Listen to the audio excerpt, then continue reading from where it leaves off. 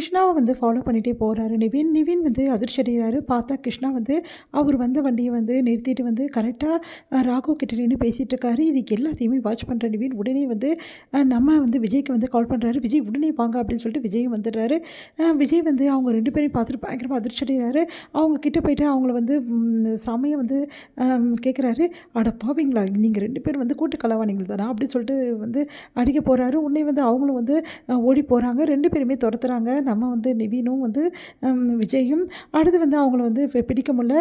அப்போ ஒரு கட்டத்தில் வந்து கிருஷ்ணா வந்து என்ன பண்ணுறாரு, நேராக ஃபோன் பண்ணி ஐயோ விஜய் என்கிட்ட பார்த்துட்டாரு, அதனால் எல்லா விஷயமும் தெரிஞ்சு போச்சு விஜய்க்கு, நானும் ராகவும் பேசிகிட்டு இருந்ததை விஜய் வந்து கேட்டுட்டாரு, அதனால் நீங்கள் உடனே அங்கேருந்து கிளம்பிடுங்கன்னு சொல்லிட்டு அவங்க அம்மாவுக்கும் தங்கச்சிக்கும் சொல்லிடுறாரு. இங்கே வந்து என்ன பண்ணுறாங்க, எல்லா பொருளையும் எடுத்துகிட்டு வந்து வீட்டை விட்டு கிளம்புறதுக்காக ரெடியாகி வெளியே போயிடுறாங்க. முத்துமலரும் வந்து அந்த சிந்துவும். அடுத்து வந்து இங்கே என்ன பண்ணுறாரு, கிருஷ்ணா வந்து தப்பிக்கிறதுக்காக கரெக்டாக முத்துமலரையும் வந்து அந்த சிந்துவையும் கூட்டிகிட்டு என்ன பண்ணுறாரு, வண்டியில் வந்து கரெக்டாக போயிட்டே இருக்காரு. அப்போ கரெக்டாக வழியை மறைச்சிடுறாரு நம்ம வந்து விஜயை பார்த்தோன்னா அவங்க 3 பேருமே அதிர்ச்சி அடைகிறாங்க.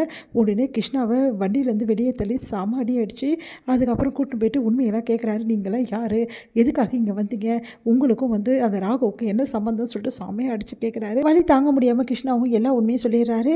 அடுத்து வந்து எல்லாரையும் கூட்டின்னு வந்து எல்லா உண்மையை நிரூபிக்கிறாரு நம்ம விஜய்.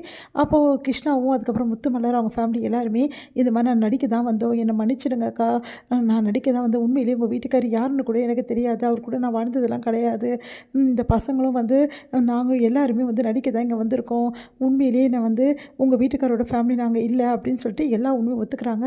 அதை பார்த்து சாரதா சாமட்டேஷன் அடி பாவி, ஒரு நல்ல மனுஷன் மேலே இப்படி ஒரு அபாண்டமான பழியை போட்டு இப்படி பண்ணிட்டு நீ எல்லாம் நல்லா இருப்பியான்னு சொல்லிட்டு பலர் அறையிறாங்க அந்த முத்துமலரை.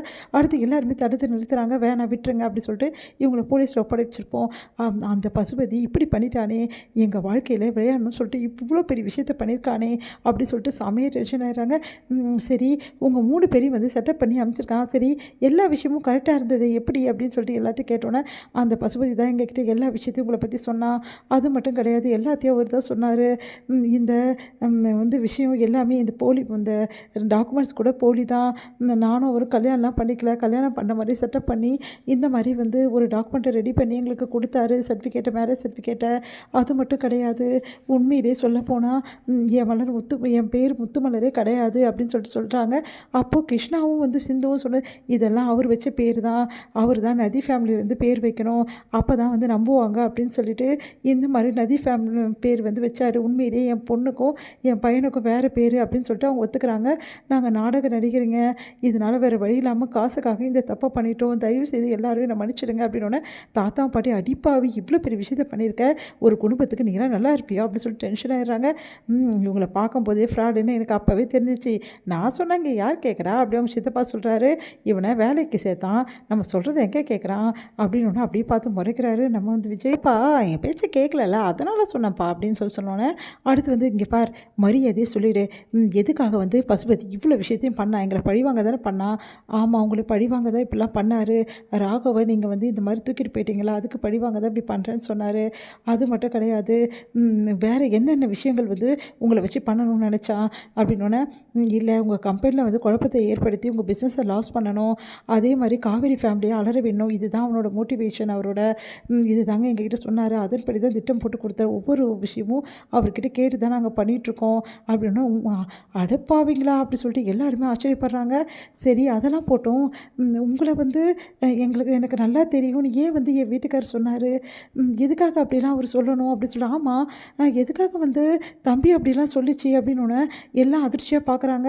உண்மையை சொல்லுங்கள், குமரன் எங்கே, குமரன் வந்து அந்த பசுபதி தான் வந்து குமரனை பிடிச்சி வச்சுருக்கானா அப்படி சொல்லிட்டு கேட்டோன்னே எல்லா அதிர்ச்சி, நீங்கள் என்ன தம்பி சொல்கிறீங்க அப்படின்னு சொல்லிட்டு விஜய் பார்த்து கேட்குறாங்க. விஜய் வந்து எல்லாரும் என்னை மன்னிச்சிடுங்க, உண்மையிலேயே குமரன் வந்து எங்கே போனார்னே தெரியல, இதுதான் நடந்த உண்மை, இவங்க தான் ஒரு வேளை குமரனை வந்து பிடிச்சி வச்சுருக்காங்களான்னு தெரில அப்படின்னு. ஆமாங்க குமரன் வந்து பசுபதியோட கஸ்டடியில் தான் இருக்கார், குமரனை மிரட்டி தான் இவ்வளோ விஷயம் பண்ண வச்சோம் அப்படின்னு அதிர்ச்சி அடைகிறாங்க எல்லாருமே. இதையெல்லாம் கேட்டு